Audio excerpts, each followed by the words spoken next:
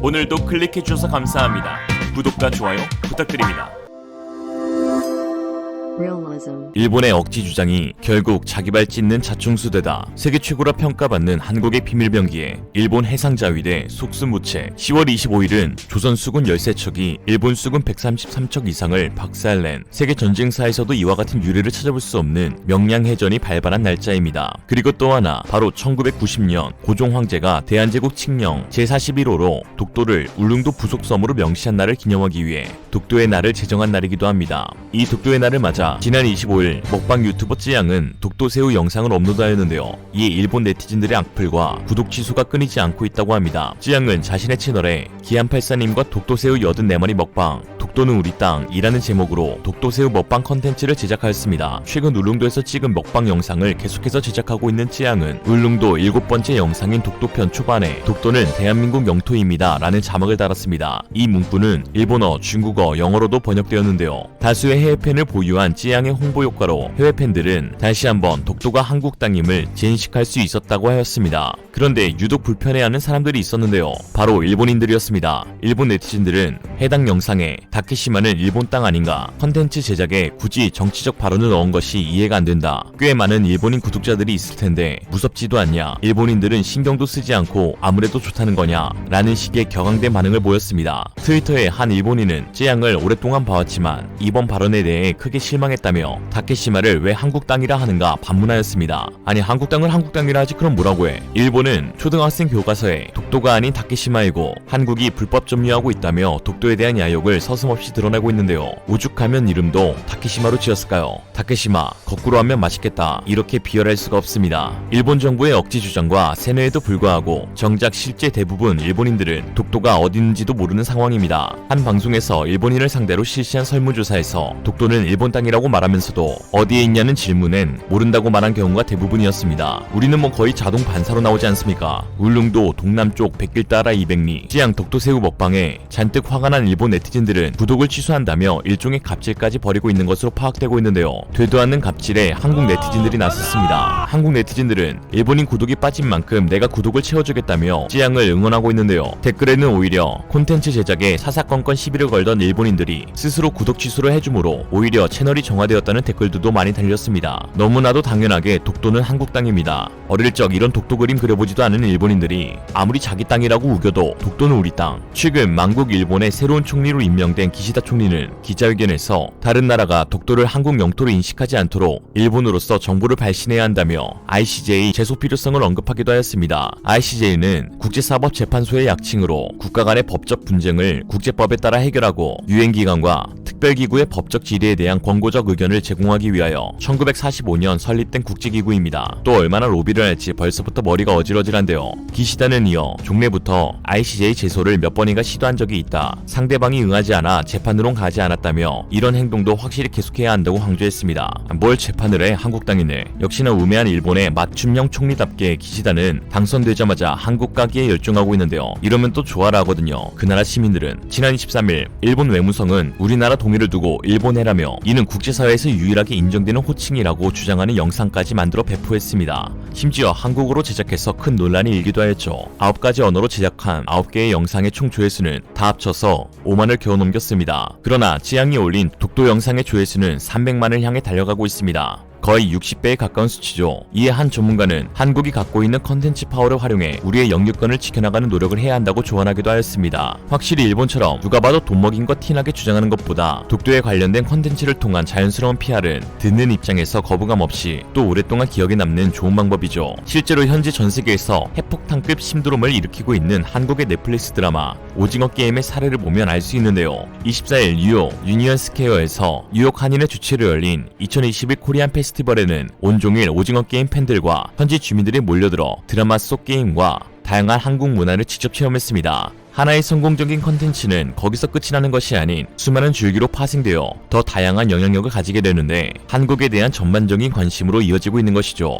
이에 주최 측인 한인회는 페스티벌에 별도로 동해 독도 홍보관을 설치하여 한국에서 공수한 종이로 된 대형 독도 모형 채색하기, 독도 머리띠와 목걸이 만들기 행사를 통해 자연스럽게 외국인들은 독도가 한국 땅임을 알 수가 있었습니다. 현재 한국은 문화, 군사 방면에서 다양한 노력을 기울여 일본의 억지 주장을 무마시키고 있는데요. 최근 울릉도 사동항에 우리군이 보유한 군함 중 가장 큰 독도함과 최신의 이지스함을 접안할 수 있는 해군 전진기지 건설에 착수한 것으로 알려져 있습니다. 이미 완공된 길이 640m의 동쪽 방파제는 먼바다에서 밀려오는 파도로부터 항구를 지켜주고 있는데요. 한 전문가는 사동항이 완공되면 해군 함정 한 척과 해경 경비함 2척, 국가어업 지도선 2척이 상시 접안할 수 있어 어업지도, 불법 어업 단속도 쉬워질 것이라며 기상 악화 시 여객선과 어선이 피항할 수 있어 해상 교통 안전성도 강화된다고 말했습니다. 특히 해군 함정과 해경 경비정의 독도 출동 시간이 현재의 절반으로 단축되는데요. 그동안 울진항에서 해경 함정이 출동하면 독도까지 약 5시간 50분이 소요되었지만 사동항에서는 독도까지 2시간 20분 만에 도착할 수 있습니다. 일본 함정은 오키섬에서 독도까지 158km의 거리를 약 2시간 50분 만에 항해할 수 있는데요. 울릉도 사동항이 군사기지화되면서 한국 함정이 일본 함정보다 더욱 빠르게 독도에 도달할 수 있고 울릉도의 정박한 함정들은 유사시 바로 투입될 수 있어 독도 수호에 더욱 박차를 가할 수 있게 되었습니다. 또한 사동항과 함께 울릉공항의 건설도 빠르게 착수되고 있는데요. 일본은 수년 전부터 신형 전투기를 동해 연안에 배치했습니다. 일본 항공자위대가 얼마 전 신형 F-15J 전투기 한 개 대대를 이시가와 현에 있는 고마츠 기지에 배치한 것으로 알려지고 있습니다.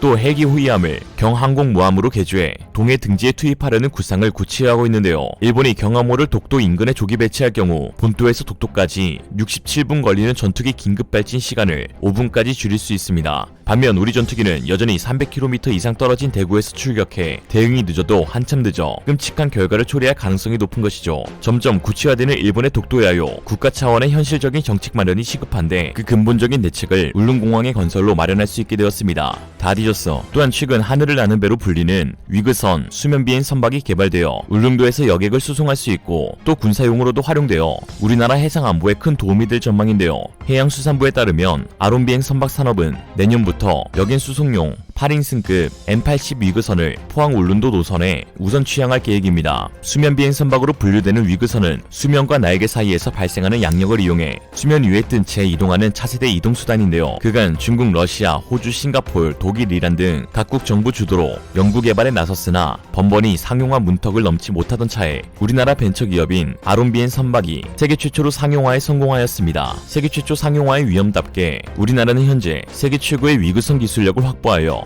종주국으로의 입지를 다졌다는 평가를 받고 있는데요. 경남 사천에 본사를 둔 아론비행 선박 산업은 지난 13년간의 연구 끝에 M80 위그선 모델 개발에 성공하였으며 최근 한국 성급으로부터 위그선 성급 증서를 받았습니다. M80은 주로 수면 위 5m 고도로 비행하나 국제해사기구에서 선박으로 인정하는 492피트 150m까지 비행 가능한 위그선입니다. 비행 속도는 최고 250km이며 한 번에 600km의 장거리도 운행할 수 있어 활용 가치가 매우 높습니다. 또한 20만 km 이상의 자체 실해상 시운전 경력을 보유할 만큼 세계에서 가장 안전한 위그선이란 평가를 받고 있죠. 이처럼 전 세계적으로 국내 위그선 기술력을 인정받으면서 수출 문의도 쇄도하고 있습니다. 해수부에 따르면 위그선은 34조 원의 부가가치를 생산하는 것으로 추정되며 이미 스페인, 덴마크, 사우디아라비아 등에서 구매 의향서를 확보한 상태입니다. 또한 위그선이 본격적으로 상용화되면 해상관광, 여객운송, 해양경찰, 방산, 공공부문 등으로 이용 가능성에 대한 기대가 매우 높은 상황인데요.